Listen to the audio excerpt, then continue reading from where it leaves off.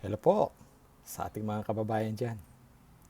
Samahan niyo po muli ako sa bidyong ito mula sa simula at hanggang sa huli. Gaano kahalaga ang matalinong pagpaplano at epektibong time management sa tagumpay sa pag-aaral? Mga kababayan, hindi lingid sa ating kaalaman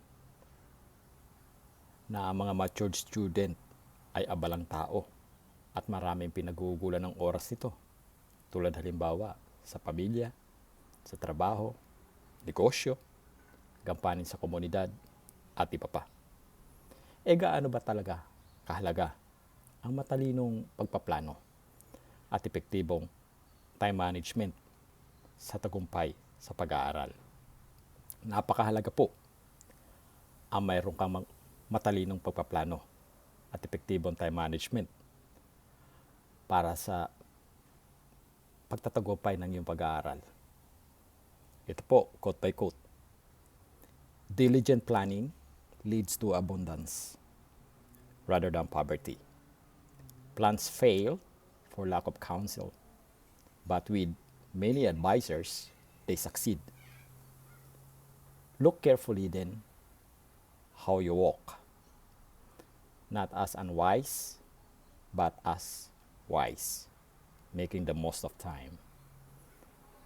May share ko po sa inyo ang aking kalagayan at karanasan noon nang ako po ay nag-aaral dito po sa universidad.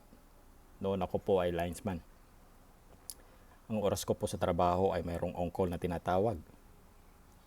May trabaho sa gabi, mayroong trabaho sa araw, may trabaho rin po sa panahon ng bagyo at masamang panahon o kalamidad.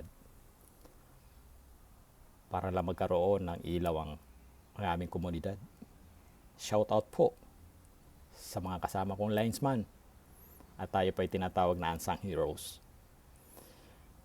Meron po akong pamilya. Naku, ang pangunahing bumubuhay at nangangalaga sa kanila. At mayroon pa po akong ibang gampanin sa komunidad at organisasyon dito po sa Australia. Kaya po ako ay talagang napaka-busy. Minsan ay may pagkakataon na ang anak ko po ay naglambing at ang sabi sa akin ay, "Pa, pakilagay mo naman po ito sa iyong kalendar, yung araw at oras na ating napag-usapan." Dahil alam niya, pag nilagay ko ito sa aking kalendar, ang aming napag-usapan ay mangyayari. Bago ako mag-enroll sa mga subject na aking kukunin, ay inaalam ko na kaagad ang aking mga kaklase kung anong kanilang nakapag-aralan. At doon humihingi ako ng advice sa kanila kung paano ko ito maipapasa. Gaano kahirap yung subject, isa sa mga tanong ko sa kanila.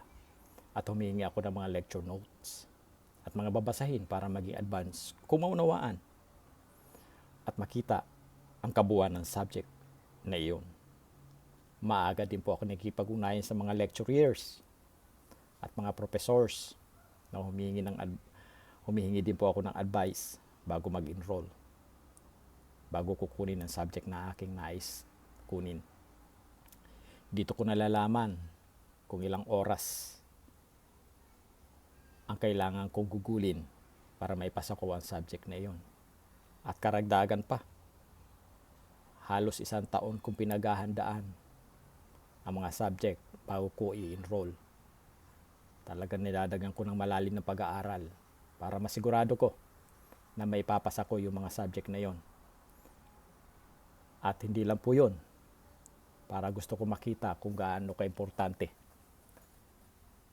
ang subject na yun sa kabuuan sa aking kurso. Meron pong tinatawag na prerequisite subject. Ito po ang requirement subject na dapat maipasa bago mag-enroll sa kasunod na subject. At ito po ay napakahalaga sapagkat pag hindi mo maipasa ang prerequisite subject o fundamental subject, ay hindi ka makakausad. Hindi ka makakapag-enroll sa mga susunod na subject hanggang sa hindi mo matapos pag hindi maaring hindi ka dumaan dito at maipasa. At mayroon pong tinatawag na core subject. Yung core subject, ito po yung napakahalagang subject at isa sa mga pinakamahirap na mga subject sa buong kurso ng pag-aaral. Halimbawa, ako'y nag-aral po ng electrical power engineering. Ang prerequisite subject po ay Fundamental of Mathematics, Principles of Physics. Yun sa environmental engineering naman po ay Fundamentals of Chemistry at saka iba pa. Yung core subjects naman po, ito sa lahat ng engineering, yung mathematical modeling. Pagkatapos sa environmental naman po, yung water treatment operations, environmental engineering design and innovation, at marami pa pong iba. Mga kasama, sa pag-i-enroll po rito, dito sa Australia, kung ano yung subject na gusto mong kunin, ay malaya ka mamili. Basta nakakasunod ka lang sa mga requirements.